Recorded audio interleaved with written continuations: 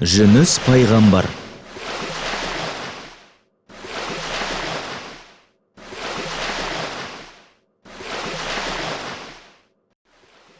Алланың жаратқан нәрселер керемет қой. Теңізге қарашы.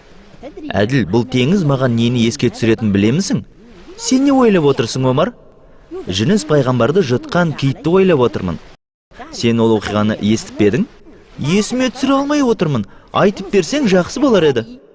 Алла тағала Жүніс есімді кісіні таңдады да, оны қауымына пайғамбар етіп жіберді. Қауымы қырсықтық танытып, қарсыласты. Жүніс олардың иманға келуінен күдер үзіп, қатты ашуланды. Өйткені қауымы оның Алла тарапынан жеткізген насихатын қабыл алмады. Жүніс қауымына ашуланған соң не болды?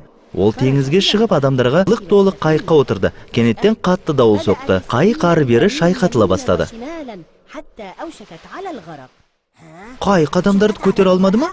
Сондықтан қайықтағылар жеребе салып, адам санын азайтуды ұйғарды. Жеребеге іліккен кісі теңізге тасталып, қайықтың салмағын азайту қажет болды. Әйтпесе барлығы суға батыр еді. Жеребе Жүніс пайғамбарға түсті. Олар Жүністі теңізге тастады ма? Жоқ, ол өзін-өзі тастады. Сол кезде оны кит жұтып алды. Солай ма? Кит Алланың пайғамбары Жүністі жеп қойды ма? Жоқ, Әділ, ол оны жемеді. Кит оған еш зиян келтірместен бүтіндей жұтып жіберді.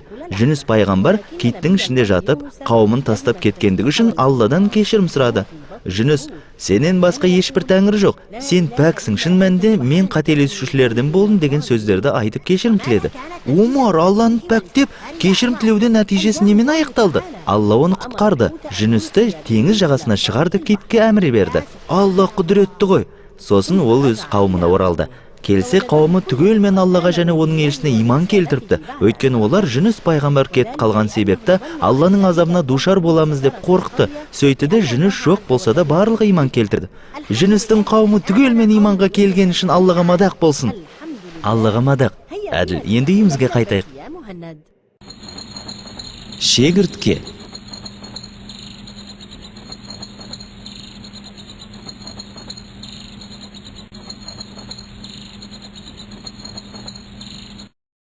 Шегіртке, ұшатын жәндіктердің бір шегіртке. Оның басы үлкен, 6 аяғы бар. Артқы 2 аяғы үлкен әрі күшті, және олар шегірткеге үлкен биіктікке секіруге көмектеседі. Сондай-ақ шегірткенің ұзын қанаттары оған ұшу үшін қажет. Шегіртке гүлдермен, ағаш жапырақтармен және жемістермен қоректенеді. Сондықтан шегіртке егіндіктермен, жайылымдарда секіріп жүреді. Алла тағала шегірткелер тобырын перғауынның қауымына жібереді. Өйткені олар Алланың пайғамбары Мұсаға қарсы шығып, қырсықтық танытқан болатын. Алла тағала бұл жөнде былай деген: Біз оларға ашық мұғжизалар түрінде топан суды, шегірткені, бейтті, бақаны және қанды жібердік. Сонда да олар менмен сіңген әр күнәһар бір қауым болды.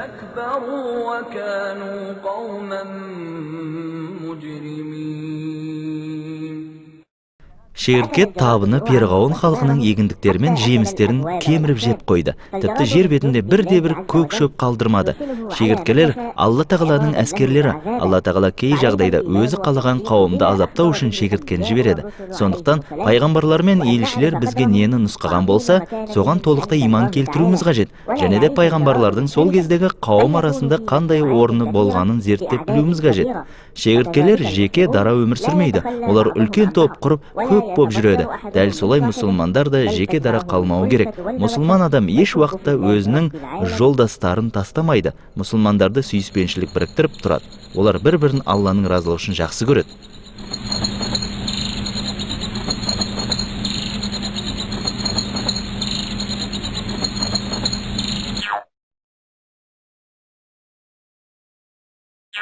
Маймыл.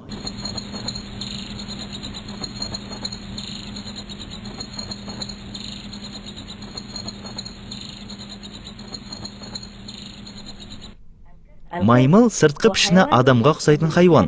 Оның жүзі адамның жүзіне ұқсайды. 2 қолы, 2 аяғы бар. Саусақтары мен тістерді адамға ұқсайды. Исраил әулеттерінен бір қауым Алланың насихатына құлақ салмағандығы үшін маймылға айналғандығы Құранда баяндалады. Өйткені ол қауым Алланың әмірлерін тыңдамай, тыйым салынған нәрселерді істеді.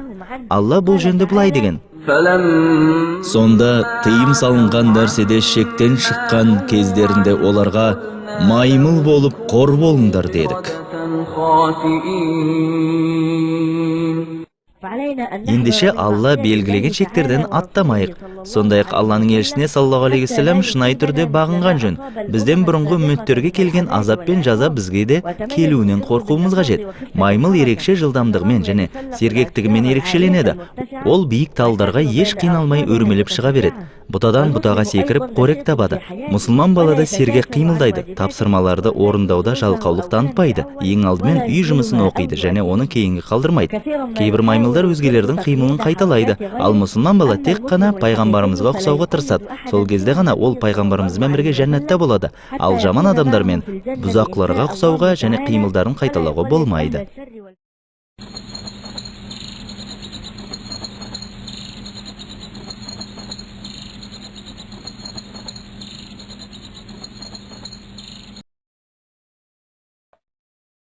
Құмырсқа.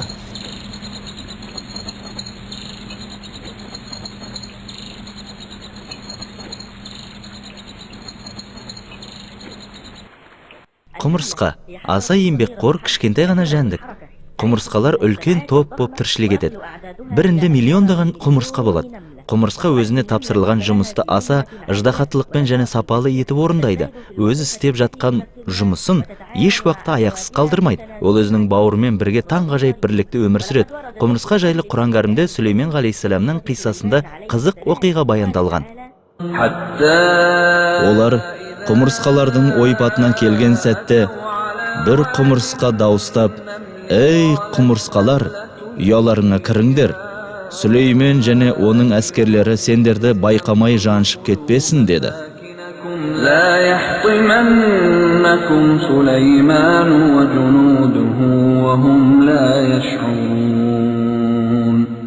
Көне замандарда Сүлеймен пайғамбарының әскері құмырсқа әндері көп бір ойпаттан өтіп бара жатады. Әскердің келіп қалғанын байқаған бір құмырсқа өзінің бауырлары үшін қауіптеніп, оларға індеріне кіруді әмір етеді. Ал Сүлеймен алейхиссалам барша жәндіктердің тілін түсінетін. Құмырсқаның бұл айқайын естіп жымияды да Алланың өзіне берген нығметі үшін шүкірлік етеді және Алладан өзін ізгі пенделермен бірге жәннатқа кіргізуін тіледі. Мұсылман балада дәл сондай. Ол өзінің бауырларына пайдалы істі істейді. Өзгелерге насихат айтуда сараңдық танытпайды және Алланың өзіне берген жақсылықтар мен артықшылықтар үшін шүкірлік етеді. Әрі одан да көп қайырымдылық жасауға ұмтылады.